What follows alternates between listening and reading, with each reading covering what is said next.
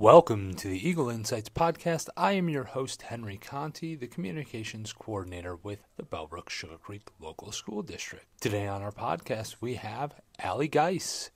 Mrs. Geis is the middle school art teacher. She recently won the Optimists Club Hometown Hero Award, and we talked to her about all she's done in the district, growing up here, marrying her high school sweetheart. Such a sweet story. Can't wait for you guys to hear this one. And cue the eagle.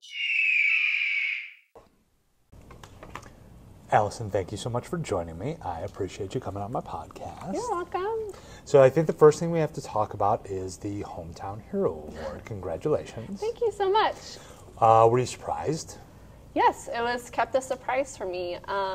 So my daughter was in the parade. She was with Bellbrook Dance Academy, and she had to perform. And so my husband asked, well, what time? And I was like, I don't know, around this time. He's like, well, you need to be at the park. I was like, why? He's like, don't ask questions. Like, literally just like that. Because I'm not the best person to keep surprises from, because that's what I'll do. I'll just keep asking questions. So, yes, I was surprised. I mean, obviously suspicious. Like, why do I need to be in the park? What does this mean? But it was like a really good surprise, because family and friends just kept showing up. And I just... humbled and honored is like the best way to describe it. I don't really think of myself as a hero. I just want to do my job well, love Jesus, and love my community. And so if that makes me a hero, I will take it, and I will wear it as a badge of honor and hopefully fulfill that duty. That's great. So do you know who nominated you? I have a thought. Okay. It was your friend, Mr. Kinsey. Okay. And I know he sent us an email saying it was top secret and to keep it quiet. So more people knew about it than I think you realize about it. Okay. And it's one of the reasons we asked you to be on the podcast. What does that, like you said, you don't consider yourself a hero, but what does that mean to you to be nominated for something like that? It's weird to say, but somewhat validating. I work in this job because I love it. I knew I wanted to go in education for a really long time. I come from a long line of educators, and it's a service. I have a servant heart, and so being validated that my service is actually making an impact is amazing. But also just to be able to stand up with their police officers that their jobs are, I mean, I would not consider my job dangerous or at risk. Sometimes I work with teenagers, but to be standing up with them as well was, again, extremely humbling. And just something that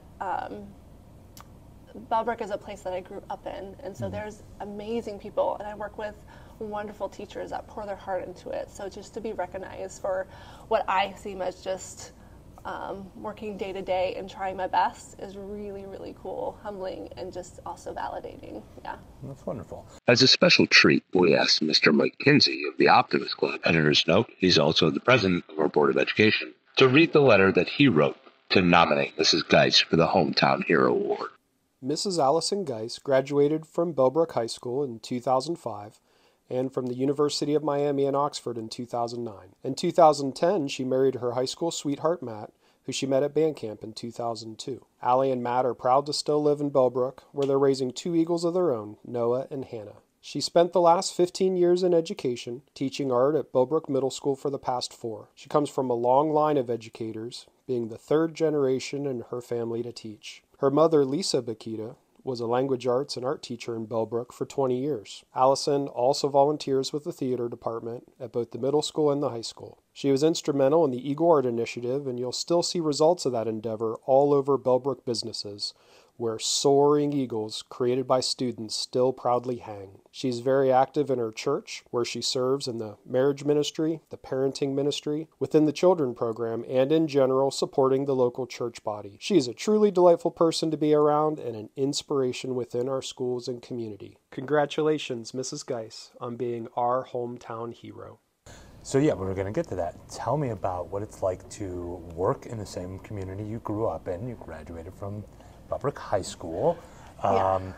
You did all your schooling here, correct? I was a move-in in 4th grade. Okay. Yeah. So most of your schooling Most here. of my schooling. So what was it ever a thought of going anywhere else after, I assume, college and all that? I would guess when I graduated, I wasn't like dead set, like I had to come back to Bellbrook. I knew it was a great school district. My mom was a teacher here as well. But I started working at Beaver Creek High School, and then I worked at Dayton Christian for a little while, like only really teaching high school, a little bit of middle for like technology and other supplemental. But when the opportunity arose for me to come to Bellbrook, it was just all part of the plan. Like it all fell into place. It just made sense. So I love that I'm back here. I mean, I didn't go to school in this building. This building is newer than me. But it was interesting, especially when I started subbing too, that I was working with teachers that I was a student of, and it was weird to be like, wait, what do I call you? But I love working in this district because, again, even though I come from a long line of educators and my mom was a teacher, all the teachers that I've had have influenced me in a positive way. So being able to be a part of that community, that group of teachers that are just so dedicated and hardworking is amazing. When did you start with middle schools? You asked me too quickly. Because I worked part-time for a little while. I was just job sharing. And then this is my second year working full-time. I started with when my son was in kindergarten. He's in 5th grade now. Gotcha. Will you do the math? Because that's not what I teach. I was told there would be no math with this job. I apologize. Oh, yes. Here we are struggling. A couple years. I think this is my 7th year. Okay. Yeah. And you're involved with a lot in the school district. Tell me a little bit about the things you do other than teach art. So I've been helping out with the high school musical. I started 3 seasons ago with Adam's Family. They asked me to come and do the choreography, which, I mean, I danced for a super long time. I was in the color guard when I was here at Bellbrook. And then I taught dance while I was subbing right when I started my teaching career. So it was just cool to be back and then back on that stage that I performed on too, just full circle moment. So I've been helping out with that, and so this is my 3rd season with Little Mermaid. So it was Adam's Family, Cinderella, and Little Mermaid. And then Mrs. Burnham, who you've had on the podcast, she knows I love theater. So this past fall season with Matilda, she was like, will you? And I was like, what? What do you need? I'll do it. And so I got to actually perform on stage. I thought I was just going to help, but I got to perform in the musical, which was so cool and so fun. That's awesome. What part did you play? I was Mrs. Wormwood. I don't think she even has a first name. Okay. I had to be mean, which is, it is a stretch. It is a stretch. So I had to really hone in my acting skills. Of course, that's just a few things Mrs. Geis is involved in. She's also involved in the building's PBIS team, the district art show, of course, and she was part of STEAM night at the middle school. When you were here and going through schooling and then you went for further schooling, was art teacher always a thing? Was teacher always a thing? What was the dream as a little Allyson? Education for a really long time. I mean, like Broadway star was definitely like put in there, you know, because you always have those big dreams. But realistically, education for a long time. When I went into high school, I started getting involved. I mean, I love, like English was my subject, like reading and writing was something that was more my strength. And so I joined yearbook, and then being in the AP English, my teacher, Chris Long, she was like, you might be really good at like marketing or like graphic design, something along those lines, journalism, communication. So I actually initially went into my university with that intent, but it's like a portfolio base where you had to go through freshman year and then get in. And I went through that process, and as I went through that process, it just became more and more obvious that this is not really the career path. I don't really want to sit behind a computer. I want to serve people. So since I knew I wanted to be in education for so long, that there was just like a 1 hour or 1 credit art education class, just like intro to combine the two, and I absolutely loved it. So from there, obviously, then I graduated and I'm an art teacher. What was it about it, do you think? Just all the things together, or? All the things together, and what I like about art is it is so interdisciplinary. I can pull so many different types of curriculum into it. It really is a good way for a whole brain and whole student teaching, a whole inner child. So I I strive on that. I think that's important in education, how they can connect all the things that they're learning and then apply it to their own journey, but also then when they go out into the real world. So art education, yes, I would love to teach them how to draw realistically, but it's just so much more than that, and being able to explore their creative selves and how to problem solve. And so I love the freedom in that of being able to somewhat come up with my own curriculum, but also allow students to explore, discover what learning I think should really look like, where they're truly involved and invested. And so art education allowed me to do that. Gotcha. What has been the best part of your job here, teaching art to these, was it always middle school students you wanted to do? You know what's so funny? When I subbed here, like the first time I subbed was an 8th grade class, and I was like, never again. And I haven't taught 8th grade, so I guess I stuck to that at least. But it is kind of comical that I ended up in middle school, because when you student teach for art, since I'm like I'm actually pre-K through 12, you have to split your student teaching. And so I like distinctly like elementary and high school. I like totally skipped middle school. I was like, no. And then I did teach high school for a while, but again, this opportunity came about, and I was like, it's totally going to be worth it. And it is. Yeah. Middle school is an interesting time. I think back, like, was I that weird? Yeah, I was that weird. So what I really like, and I tell my students all the time, is I love, like, how they're impressed with themselves. Like, I did that, like, I created that, because a lot of them come in thinking like, well, I can't draw, therefore I can't art, and art is so much more, as I was explaining. And so I call them artists right from the beginning, because they are. I'm just going to give them opportunity to figure out what kind of art they like, what they don't, what they're good at, and just so they, on their own, maybe it's just doodling, maybe it is painting, maybe it's printmaking, maybe it's digital art. So I try to get them exposed to all different kinds of things, so then they find their niche and realize, I am an artist in my own right. Yeah.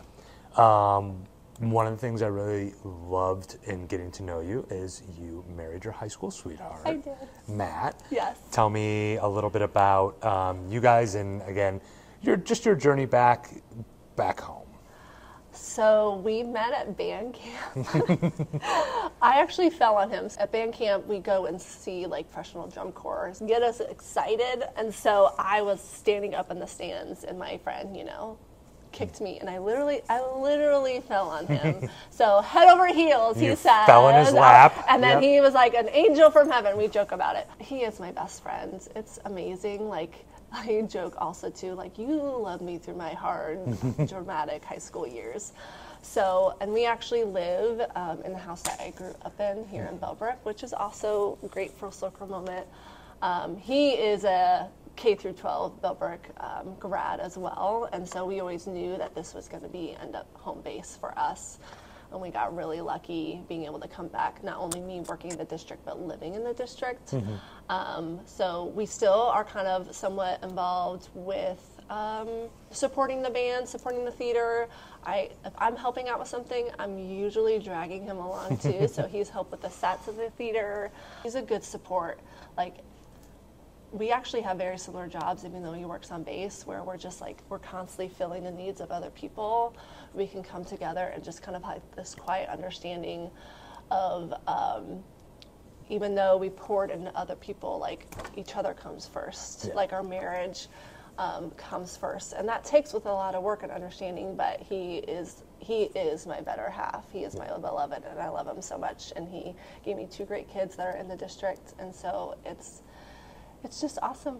I love him. One of the things you mentioned was being a part of a community. One of the things we like to say here, as you know, is we have a 5-star school because we have a 5-star community. And you've really noticed that over your lifetime here, but especially in your work here. Talk a little bit about, you've mentioned to me before, about what this community really means and brings to our schools. I mean, the schools are a reflection of the community. I mean, yes, the teachers are the hands and feet that do a lot of the hard work here, and then there's, custodians and staffs and aides and paraprofessionals and admin, all those things. But the community is such a big part of that piece. Like, they are trusting us with their kids, and then we are providing a service and helping the community through then those kids. And I just, with the interactions that I have personally with parents, whether I actually have their student or not, has always been positive, especially as we continue with that continuity with our district of SOAR and just certain language. I think it kind of also matches a lot of what's happening at home as well, and we are seeing positive impact. I mean, there's always growth as well, but I think overall this community is a place where there's something for everyone, there's a belonging for everyone, and the schools are a great place to see that. There's so many events and things that just are like a showcase of all the things that not only the students are doing, but the parents are doing at home, the teachers are doing everything. So it's a great community, and like I love that my kids are also going here too. Yeah. Great. All right, it's time for the flyby. This is where you have the eagle sound. We'll start with favorite food. I like so many things, but I could probably eat pizza every day of the week. Okay. And there is definitely a hierarchy of pizza, like chains. Oh yeah. What's your favorite? So I grew up in Western New York, and I make my own pizza still. Plus, loyal podcast listeners will know, how do you know if somebody's vegan? Wait 5 minutes and they'll tell you. So we're vegan, so I make my own. Here, I go with Old Scratch. They have the shroom. That's like... That one's pretty good, but typically I make my own, and it's a thicker crust. Okay. So, how about you? Yeah, Old Scratch is definitely up there. I love Old Scratch very much. Yeah. All right. Favorite drink? That's hard. Anything with caffeine in it. No, I drink a lot of coffee. Mm-hmm. Yeah. A little particular. I would say Boston Soaker Highlander Grog is really good. And then, iced coffee. Gotcha. Yeah, coffee. It's coffee and water for me. I'm very boring. So. Yeah.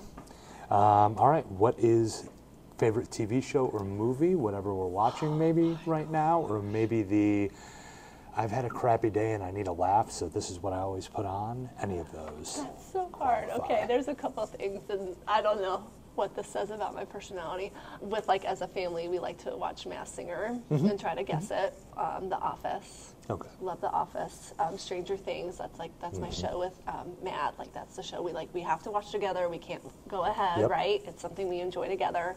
When I just need to relax and check out, I actually watch Hoarders. All right. What is the most used emoji? Probably the one with jazz hands. I don't know if that's if it's really jazz hands. It's hey, or the purple heart. Gotcha. Yep. Send in love. Yeah. All right. And what is a go-to quote? Something maybe you use for yourself, or you say to students a lot? Anything like that? Oh gosh. Quote. I don't know per se. I mean, every time they leave the room. I'm a fan of alliteration, so I'll be like, have a marvelous Monday, have a terrific Tuesday, have a wonderful Wednesday. I haven't come up with a great one for Thursday, thankful or terrific, and then have a fantastic Friday and a wonderful weekend. Yeah. So sometimes they'll say it back to me, or if I sing the wrong day, they're like, it's a wonderful Wednesday or something. But I do love, I feel there's nothing more truly artistic than to love people. That's Vincent Van Gogh. Mm-hmm. So that's my job. I love these kids, and that's part of my art. That's part of my service, is just to love them for who they are, besides just students or people. Gotcha. So, yeah. All right. And the big one, if you could go back to the beginning of your career, either the very beginning or your beginning here at Bellbrook, either one, what would you tell yourself, and would you listen? Probably, I would tell myself it gets better. Well, your first year teacher, you're just figuring out things. I would also tell myself to not take things personally, because I would get caught up in the negative things and just totally miss the positive impact that was happening. So to not take things personally, and it really is one day at a time. And I know from the beginning, it was kind of one student that made an impact, that was worth it. Mm-hmm. And so kind of keeping that same mindset, it's just one student, that's okay. Obviously, you focus and try to invest in all of them. Right. I truly, in the grand scheme of things, my time with them is so short. Yeah. So make it purposeful, but also to give myself grace and be like, you know what, hopefully as they continue on their journey, hopefully they learn something, but if not, I really hope only the best. So yes, give myself grace and not take things personally. Great. Allie, thank you so much. Thank you. This is fun. Well, that was lovely. Congratulations to Mrs. Geis on the Optimist Club's Hometown Hero Award. We're lucky to have someone like her in our district. All right, on to the Eagle droppings. Monday night, May 13th, we have the marching band Icebreaker and a choir concert for the 6th grade. There's a PTO meeting and the Greene County Career Center graduation at the Nutter Center on the 14th. On the 15th is the Athletic Boosters meeting, and there is a 6th grade band concert on the 16th. It's the big day. Graduation day is the 18th at the stadium. And the 20th is a really big day for our district. We will have the groundbreaking for Eagle Land 2. We'd love for you to come out to the party on the playground. Come join us for a little fun, some games, a little bit of food, and more. May 23rd is the last day of school. Dry your tears, Mom and Dad. That's a 1-hour early dismissal as well. That's it. We have one more podcast this year, which will be a special treat. So like, follow, and subscribe to get notified for when that one drops. This has been so much fun, and please go out and have a good day. And if it can't be a good one, make it a great one.